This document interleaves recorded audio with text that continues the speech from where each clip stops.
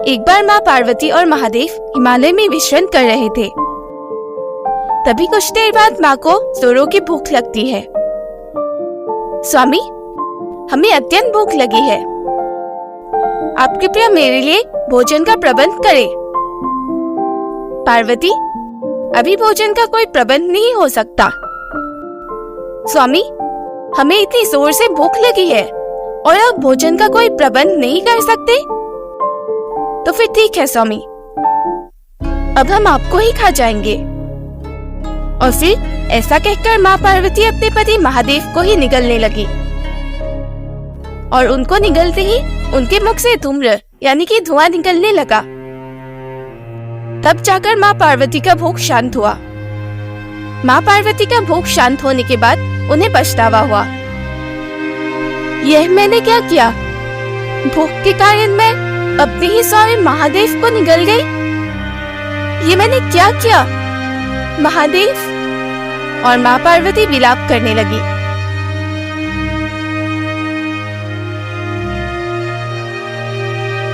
तभी माँ के उदर से आवाज आई, पार्वती, अब हमें बाहर निकालो। और फिर महादेव माँ के उदर से बाहर आए। पार्वती, तुम भूख से इतना व्याकुल होती, तुम थोड़ी देर भी भूख नहीं सहन कर पाई? भूख से तुमने अपने ही स्वामी को निगल लिया। अब से तुम्हारा यह रूप धूम्र के कारण धूमावती नाम से जाना जाएगा, क्योंकि तुमने इस रूप पे तुम्हारे स्वामी का कोई सम्मान नहीं किया। इस कारण इस रूप पे तुम्हारा कोई स्वामी नहीं रहेगा। इस रूप पे तुम सदा विधवा रहोगी। माना जाता है कि तभी से माँ धूमावती विधवा है। पुराणों में अभिशाप, परियक, भूख लगना और पति को निगल जाना ये सब सांकेतिक प्रकरण है। यह इंसान की कामनाओं का प्रतीक है जो कभी खत्म नहीं होती और इसलिए वो हमेशा असंतुष्ट रहता है। माँ धूमावती इस रूप में उन कामनाओं को खा जाने की यानी कि नष्ट करने की ओर इशारा करती है। माँ धूमावती के प्राकट्य से संबंधित कथाएं अनूठी है। एक कहानी तो यह है कि माता सती ने जब अपने पिता के यज्ञ में खुद को जलाकर भस्म कर दिया था, तो उनके जलते हुए शरीर से जो धुआं निकला उससे धूमावती का जन्म हुआ। इसलिए वे हमेशा उदास रहती है। यानी माँ धूमावती धुएं के रूप में माता सती का भौतिक स्वरूप है। अंत में जो भी बचा वो था माता सती का उदास धुआं। माता धूमावती ऋग्वेद के रात्रि सूक्त में सुत्रा नाम से वर्णित यह माता उग्र देवियों की श्रेणी में आती है। माँ के इस रूप का कोई स्वामी नहीं है, इसलिए ये विधवा के रूप में प्रकट होती है। इनके इस रूप की पूजा सुहागन स्त्रियां नहीं करती है।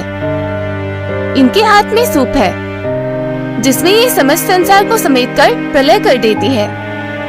अथवा इसका एक और भी प्रतीकात्मक अर्थ है। जैसे सूप के माध्यम से अनाज को फटकार कर उससे गंदगी अलग कर दिया जाता है, ठीक वैसे ही माँ अपने बच्चों को उनकी बुराइयों से उन्हें अलग कर देती है। माँ धूमावती को संकट, रोग, अरिष्ट, शत्रुओं अथवा अभाव को समाप्त करने वाली देवी कहा गया है। इनके भक्तों के अंदर अद्भुत आत्मविश्वास, निडरता और निश्चिंतता आती है। यह देवी अत्यंत अनुशासनशील है। अतः इनके भक्तों को सात्विक, नियम संयम, शराब मांस से दूर और सत्यनिष्ठ होने के साथ साथ लोभ लालच से भी दूर रहना चाहिए।